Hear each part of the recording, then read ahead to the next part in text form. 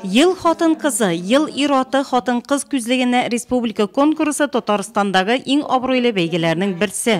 Ул ана исемен горур йөрткән, халык хуҗалыгының төрле тармакларында хезмәтендә зур уңышларга ирешкән чын һөнәрмәннәрне ачыкларга ярдәм итә.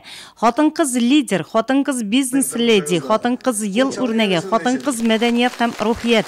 Номинациялар 9, аларның һәрберсе буенча берничә номинатны сайлап алу күздә тотылса да, абсолют җиңүчеләр 9 булачак. Это в жизни каждого человека бывает, наверное, один или только два раза, когда тебя... Әлеге вакыйга кеше тормышында бары бер, күп булганда 2 тапкыр була. Бу кеше тормышында мөһим момент һәм без үз утырышларыбызда теге яки бу кандидатураны ачыклаганда аның җәмгыятьтә Тулаем Нурлат районындагы казанышларын барлыйбыз. Шара географиясе киң, ул Тулаем Нурлат районын барлык предприятие һәм учреждениеләрне колачлый. Кандидатура лаеклы булырга тиеш. Җиңүче сәхнәгә күтәрелгәч, залда утыручылар елмайып, әйе, бу кеше чыннан да моңа лаек дип әйтерлек булсын. Нурлатта бәйгенең муниципаль этабына старт бирелде. Район хатын-кызлар советы әгъзалары беренче утырышка җыелып, алда торган эш планын барладылар. Бу исә бик четерекле.